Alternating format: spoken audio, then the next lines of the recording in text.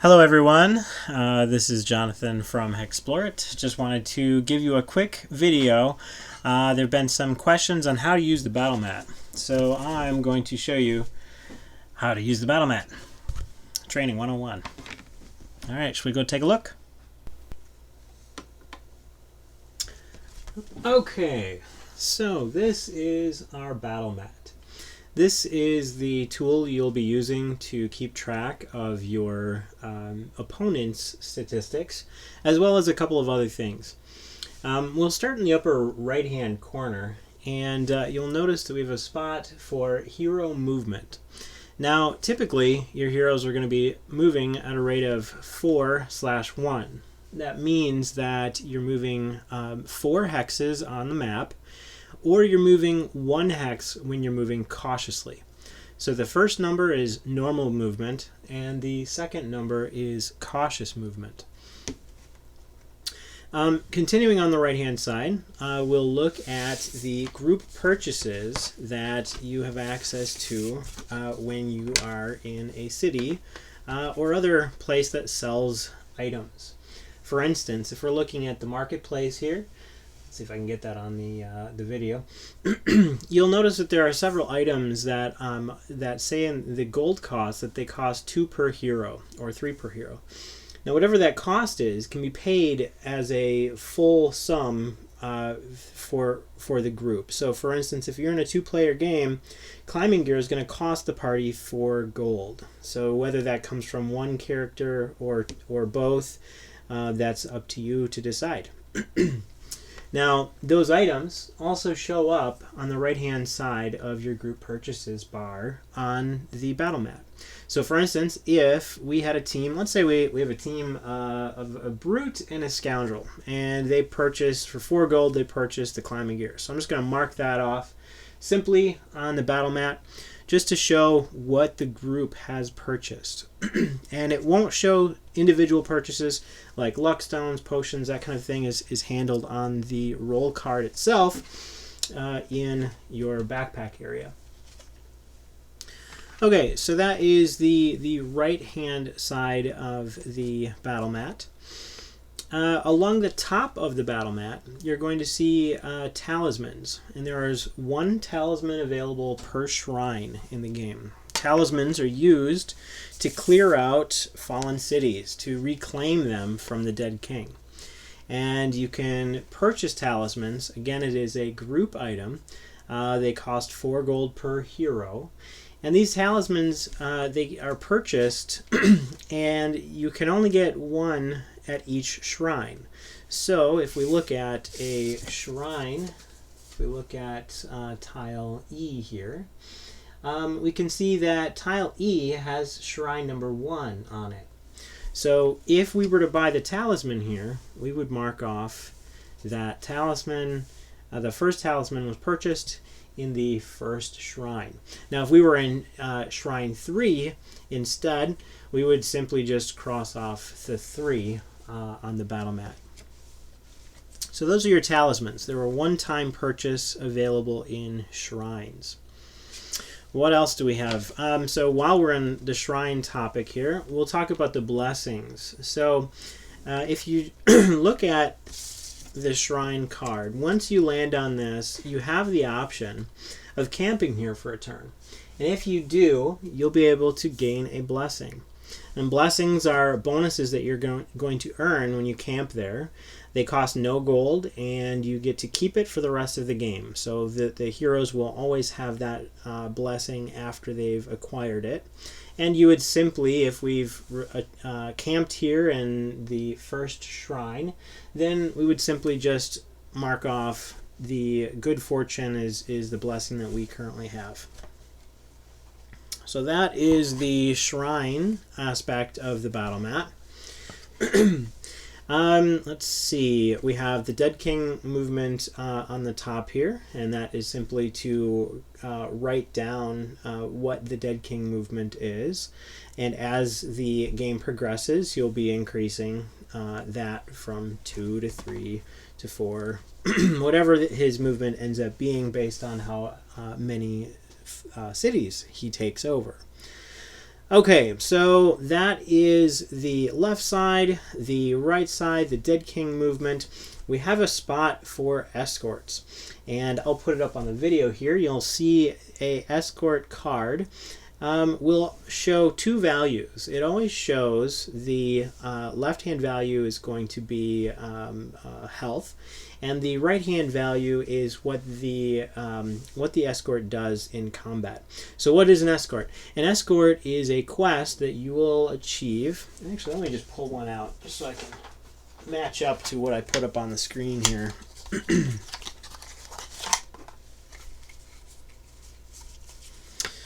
Just grab one here. All right, here we go. So we have an aid quest here, and this is a rider reports that a halfling weaponsmith has been waylaid and has been reduced to a third of his mercenary force. Travel there and lend a hand. Now a challenge is we can join the mercenaries and we can bring the trader to the shrine, shrine number 2. So if we bring him to shrine number 2, he will pay us for every encounter that we fight along the way. So if you look at the bottom of this, you'll see that this particular escort has 6 health and he defends for 3. So at the bottom of your escort, at the battle mat, you will put in your escort stats there, and that will help you when you are fighting an opponent. Remember that you have this additional person in your group. So that would be your escort, the escort section of the battle map. Let's go ahead, before we actually get into the nitty-gritty of the actual damage and how that's calculated, let's just touch on the 2 side areas here. You're going to see that along each of the 2 sides of this battle mat are numbers from 0 to 10. It's a handy way for you to track different things that last multiple combat rounds or game turns. For instance, you might get an affliction that lasts for several turns. I believe they last for 4 game turns. So you would basically just, when you get an affliction, you would simply just mark 4 little blips on your battle mat, and then each turn just erase one until they're gone. And this allows you to easily keep track of effects that might have befallen your group. Okay, so let's see here. The bottom section is our difficulty bar. Now this is a way for you to have a different play experience with the game, where we play the game at starter level when you begin, and you can always increase the difficulty. But beware, if you increase the difficulty, you can never go back down. So, and this is done outside of combat, so this is a decision the group makes, and they say, okay, we can make it, let's go into the easy setting. So once you migrate up, you'll see that you have different values here. So what does the game difficulty do? It increases your opponent's health, energy, and the damage that they do. And it also allows you to gain a little bit extra gold from battles. And if you fight on Epic, then you get power-up cards as well after every battle. So that is a good boon as you're going up. It does give you a little bit of incentive. So beware though, when you increase the opponent's health and energy, it's increasing for every hero that's in the game. So if you're playing a 1-player game with 2 heroes, or if you're playing a 2-player game, each playing 1 hero each, that value for the easy setting would be giving your opponent a +10 to their health and energy. Pretty simple as you go on up. It just is increasing that value. So let's take a look at a typical fight. Let's say we have, we're just going to make it easy. We have a brute and a scoundrel in the group. And I'm just going to write this down on the battle mat just so I have it handy here. Let's say the brute's basic attack is a 10, and let's say the brute Actually, let me just take a look at his abilities here. Let's go with aggressive stance at 10, and his attack is at a 4. So he's really good with his aggressive stance.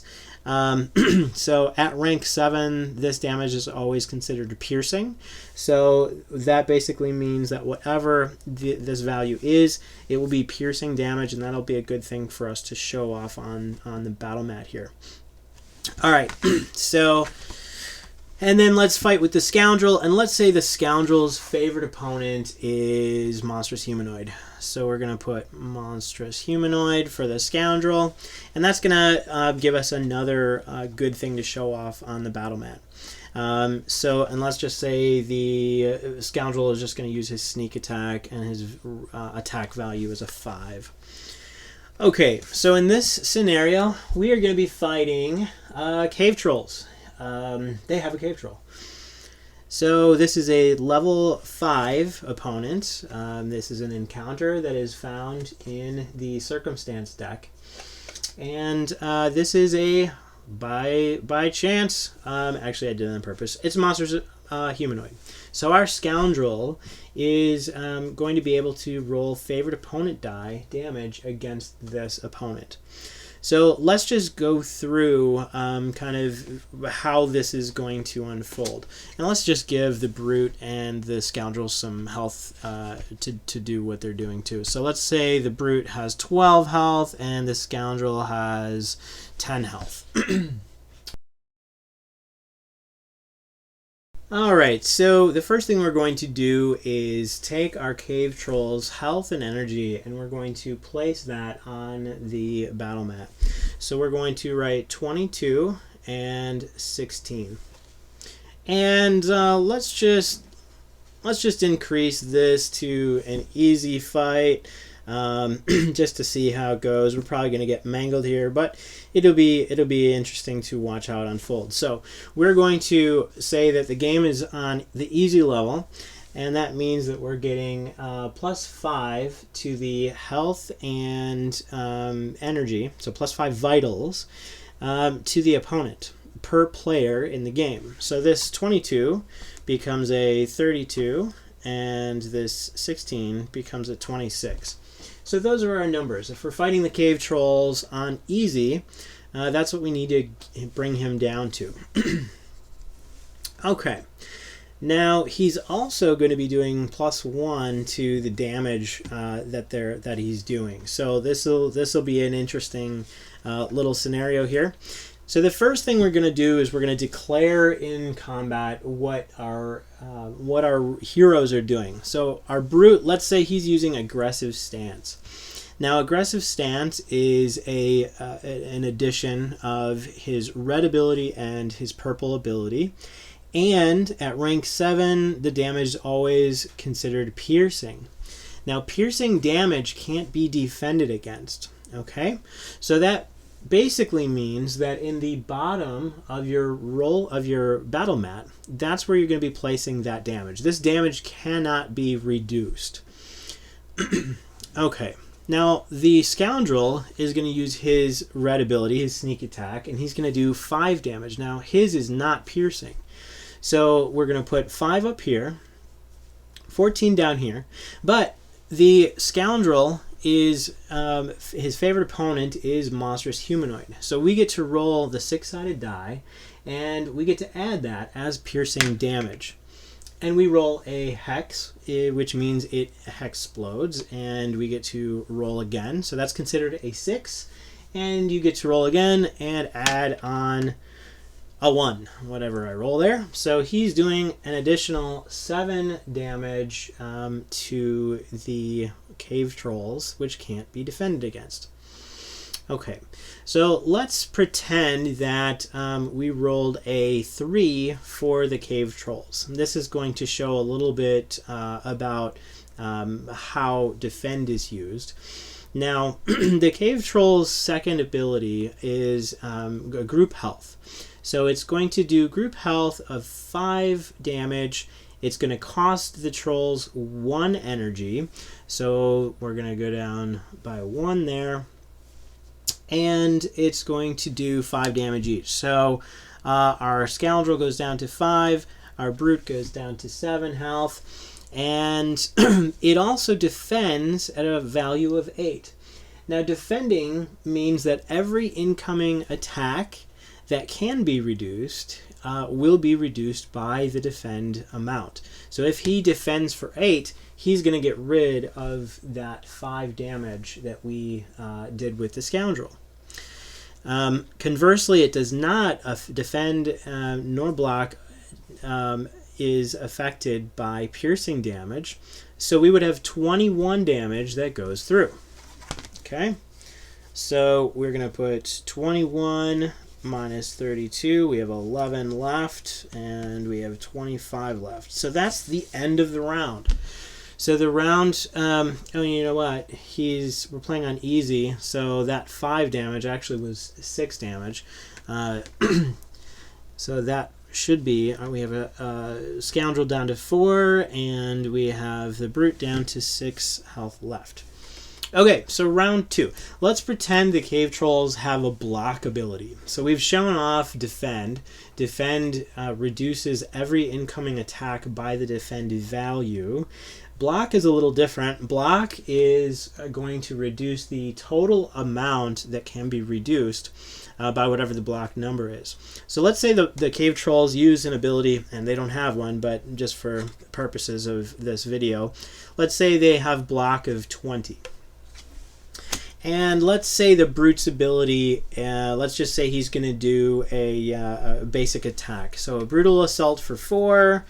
We're going to say the scoundrel is going to have his attack for 5. And the cave trolls, let's say they do their ability, but instead of defend, it's a block for 20. So what that means is everyone would take 6 damage, so both of our heroes would die. And that damage would be completely wiped out because you would add it up. So 4 plus 5 is 9. And if their block ability was 20, that would absorb all of that damage. However, we have one shot to do 11 damage with our scoundrel, and it's not feasible that it's really probably not going to happen. Nope, not with the 3. So in this situation, the cave trolls wiped out our scoundrel and brute. So that is the battle mat. Real quickly, just to show you, some different things on that. Again, the bottom of the battle mat is reserved for damage that cannot be reduced. So that's piercing damage. It includes the favorite opponent damage as well as some specialty attacks that your heroes can perform.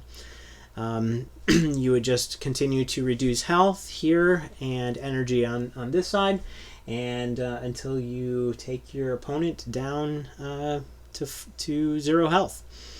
So that is it, guys. I appreciate you taking the time to watch this video. Hope you enjoyed, and hopefully it was informative. Have a great day.